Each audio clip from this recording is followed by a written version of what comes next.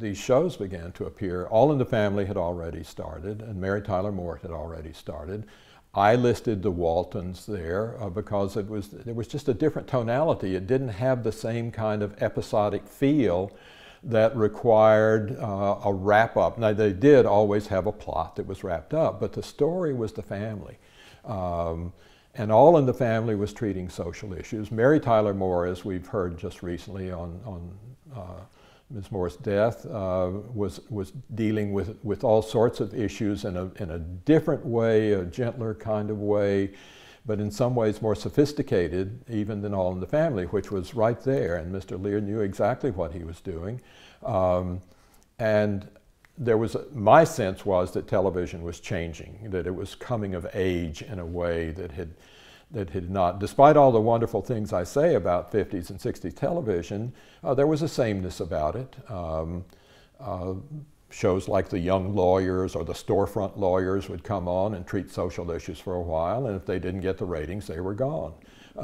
And there was very little experimentation. We know all of the usual stock phrases, lowest common denominator, all of this kind of thing, and the industry worked that way. And later, when I began to talk to television professionals, there was this sense that television, even perhaps mainly in the industry, was a second-tier profession. A lot of people, and Mr. Lear's talked about this, he wanted to make movies, but then he began to see how television operated, and he did create some movies. But a lot of people always thought of television as a stepping stone to film production. And I think it was in this period that things began to change somewhat.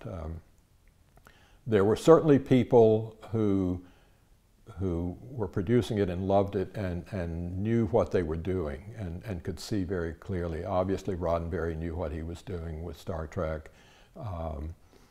Lincoln Levinson knew what they were doing with their social problem plays. And this was a period of the made-for-television movie doing some really wonderful things. But those shows that broke away from the formula, I think, did a number of things. They woke up an audience, and I don't believe the audience was asleep in a negative way before that, but it just made more options out there. But I also think it awakened some people in the industry to say we can crack away from some of these things that we've been doing. Maybe the best way to put it is to say we can take some chances, because I think it was a very safe industry. With 3 networks, with the ratings as high as they could be, to get a 20 share or something like that. And the advertisers were happy. And so the money was rolling in. The fence-in rules made it, if you had a hit, you're going to make money for the rest of your life. You were just going to keep raking in the money.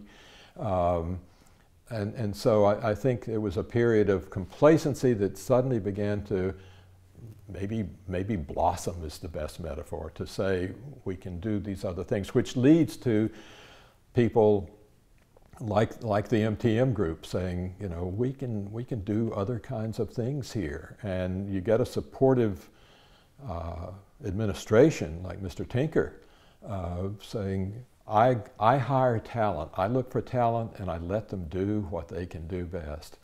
And then, just a few years later, certainly after the book came out, and if it were later, I would have been writing about Hill Street. I would have been writing about St. Elsewhere. I would have been writing about those. Maybe they're the newer new shows. They were the ones that really grew on the base of what had been done in the earlier period.